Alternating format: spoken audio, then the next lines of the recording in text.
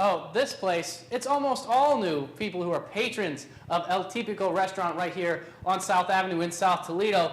It's got a brand new look to it, but the same old feel of authentic Mexican cuisine. Dina, you've been with us.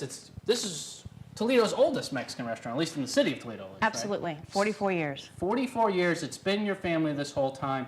You were closed for 9 months. Tell me about what had to happen in that 9 months.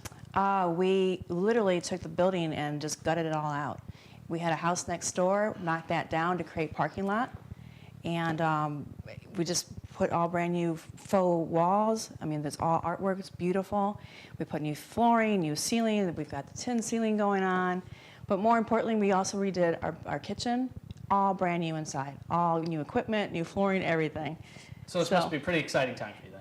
It is, yeah. And more exciting because when our patrons come in, I can see it through their eyes. Like their expressions on their eyes are just so wonderful and they're so happy. So that's where my happiness comes in from. And of course, us being our morning show, you've set us up with a little bit of breakfast. Breakfast is available with you guys all day. Tell me what you made for us right here. We have chorizo con huevos, which is Mexican sausage cooked with eggs and onions and tomatoes. And then we have papitas, and the papitas are cooked with bacon. And for you, we put in the cactus. Oh, yes. Yeah.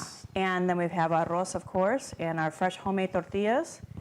And I was trying this a little bit earlier, this Mexican oatmeal. Tell me just a little bit about that. Atole. Atole. Atole. The difference is that we cook our oatmeal with milk, and there's cinnamon, and there's natural sugar cane sugar in there as well. So it's just yummy. It has a sweeter taste to it. A sweeter taste to it, but a spicier taste would be their salsa here. And you know, John, I've always been a fan of spicy salsas, and this is their habanero, their hottest stuff right now. And I know you mentioned a little bit about that earlier, and I'm just going to go for it, take a big old bite for you guys. I wouldn't do that. Woo! I wouldn't do that. That's too much in the morning. It's like instant heat. It doesn't even build. It just hits you right in the face. Woo! When we come back, I'll give you if I can talk, I'll give you a show of all the neat local artisans that help remake this. Oh, it's closing up. It's closing up. There you go. I've lost it, guys. So I think your eyes are watering already. I'm waiting for the tears. There you go. Oh. Drink up. Good for you, Joe. That's why we love Joe right there. She's like, I am recovering, just drinking gallons and gallons and gallons of horchata. You know, when you have that habanero salsa, you got to limit it. Dina, it's best in small amounts and with food, right? You don't want to just get a big hunk of it. And I'm definitely a testament to that. But we're in the newly decorated part of El Tipico now. Tell me a little bit about the local artisans and the different stuff that you have here in your dining room. It's really important to me to use local artists. These are actually from 20 years ago by Robert Garcia. He was an art teacher at Libby High School, and he even, you'll see his artwork in some of the new libraries locally too. But our patrons wanted to make sure that we kept the local art, we kept our eagle, so we made sure we did for them.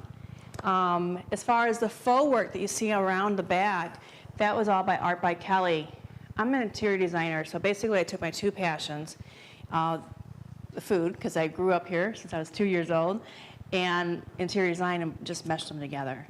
And even your glass here, this is overmade by our friends at Fire Nation, right? Absolutely, Matt Paskett made those. So, Yep. Lots of local feel. Of course, this is the local mainstay for Mexican food. And you know what, let's just sit down and have breakfast. Guys, I think I'm gonna end up, this is probably the best way to neutralize that spice is to go ahead and enjoy some of this lovely Mexican cuisine. You brought out some extra beans for me too. I did. What am I looking at here? Well, we've got our pinto beans, which we call frijoles. Oh, yes. So basically that's what the refried beans are before you mash them up.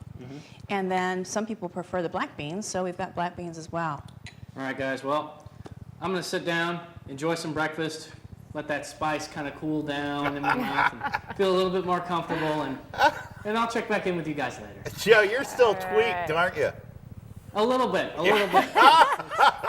It's making its way down. I love it. I am still so happy that he did that. She Okay. said Thanks, Joe. you better not do that, and he did it anyhow. He did it.